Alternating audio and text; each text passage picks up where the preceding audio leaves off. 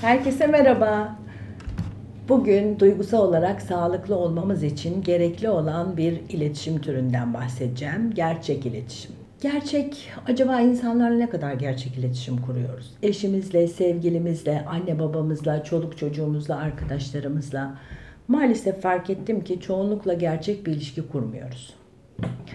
Konuşmalarımız genellikle yüzeysel, iç derinliklerimizi ortaya sermemeye çalışıyoruz. Nasılsın diye sorduklarında iyiyim otomatik cevabını veriyoruz. Aslında çoğu zaman iyi olmasak bile iyiyim diyoruz. Ve bütün bunlar gerçek iletişim kurmadığımızı gösteriyor. Ve o zaman da ne yazık ki duygusal olarak sağlıklı olamıyoruz. Gerçek iletişim ne demektir onu anlatmak istiyorum. Anlamlı ve derinlikli sohbet demektir. Yani birileriyle konuşacağınız zaman sohbetiniz yüzeysel olmasın. Ne yaptın, nereye gittin, ne aldın? Genellikle birbirimizle bunları konuşuyoruz değil mi? İşte bugün hava çok sıcak. Yok evin mobilyalarını değiştirdim, şu oldu, bu oldu. İşte hayatımızda o sırada ne varsa onları konuşuyoruz. Ama hissettiğimiz duygudan hiç bahsetmiyoruz.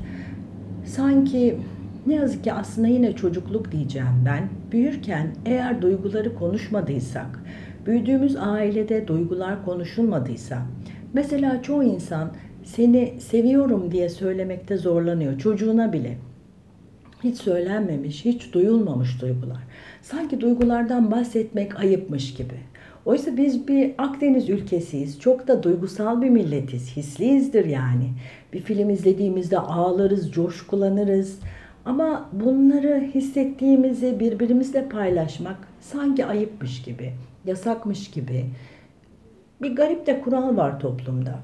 Kendi iletişiminize çok dikkat etmenizi istiyorum. Yani tabii bütün ilişkide olduğunuz, görüştüğünüz her insana, konu komşunuza en derin duygularınızı tabii ki anlatamazsınız. Ama yakın hissettiğiniz insanlarla, arkadaşlarınızla, annenizle, kardeşlerinizle duygularınızı özellikle derinlikli olarak paylaşmak zorundasınız.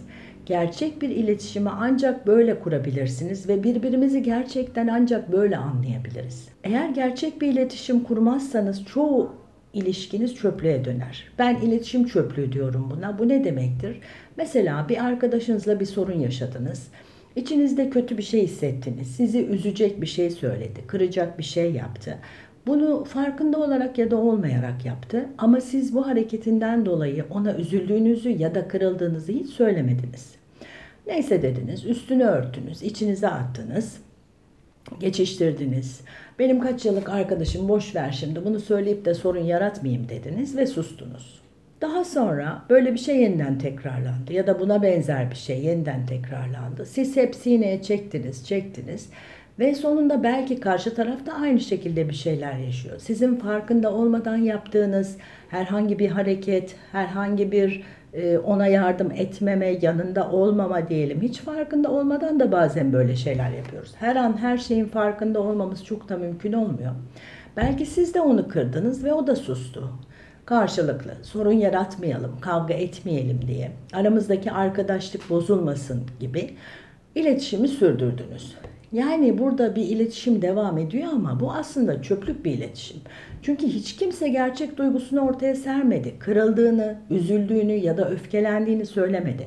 Halbuki bu iletişimi temize çekmek zorundayız. Dönün, kendi iletişimlerinize bakın. En azından bunu yapmak istediğiniz 2-3 kişi mutlaka olacaktır hayatınızda. Ya ben yıllardır şunu sineye çekiyorum ama bu kişiye hiç bunları söylemedim. Onun haberi bile yok benim böyle hissettiğimden diye. Oturun, mektup mu yazarsınız, telefonla mı ararsınız yahut karşılıklı otururken mi anlatmak istersiniz? Şöyle şeyler yaşadık ve ben burada böyle hissettim, böyle hissettim diye. Kendinizi derinlikli olarak anlatın. Gerçekten duygusu olarak ne hissettiğinizi karşı tarafın anlamasını sağlayın. Ve aslında üzerinden zaman geçmiş olduğu için belki karşı taraf da size evet şu nedenden dolayı böyle yapmıştım, bu nedenden dolayı böyle söylemiştim, bu hareketimin seni kırdığının hiç farkında değilim, bunu bana söylediğine çok sevindim diyecek belki de ve o zaman iletişiminizi temize çekmiş oluyorsunuz ve aranızda gerçek bir iletişim kurmuş oluyorsunuz. Yani birileriyle oturup boş boş işte ülkenin ekonomisini şunu bunu konuşacağımıza kendi derinlikli duygularımızı anlattığımızda çok gerçek bir iletişim kuruyoruz ve kendimiz için çok önemli bir şey yapıyoruz. Ne yapıyoruz? Duygusal sağlığımızı yerine getirecek bir şey yapıyoruz. İçimizde tutmamış oluyoruz, duygu biriktirmemiş oluyoruz. Bu birikmiş duygular başka şeylere, öfke patlamalarına sebep olabiliyor biliyorsunuz. Duygu öyle bir şeydir ki içinizde onu tuttuğunuz zaman mutlaka bir yerden çıkar. Mesela birine kırılıp ya da öfkelenip söylemediğinizde, bunu içinize attığınızda bunu ona neden söyleyemedim diye bile kendinize bir öfke geliştirirsiniz. O zaman ne oluyor? Sonuçta duygusal sağlığımız bozuluyor. Yani kendi duygusal sağlığımız için bu gerçek iletişimi yaşamak zorundayız.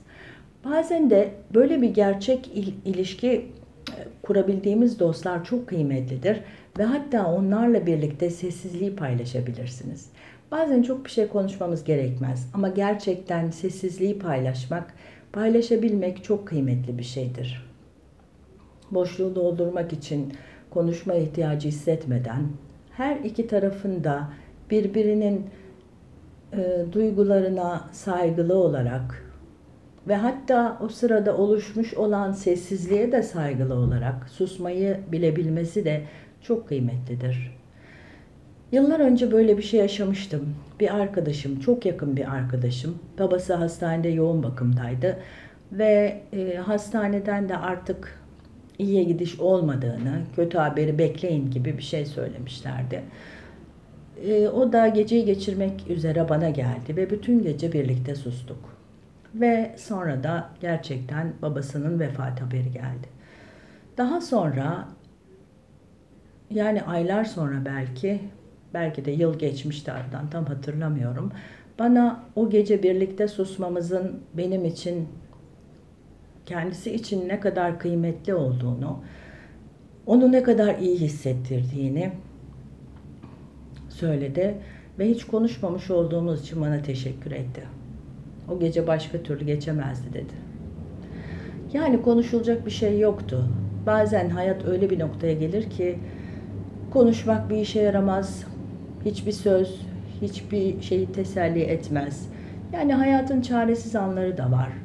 O anların çaresizliğini kabul edip susmak belki de en güzelidir. İşte böyle birlikte sustuğunuz dostlarınız olsun.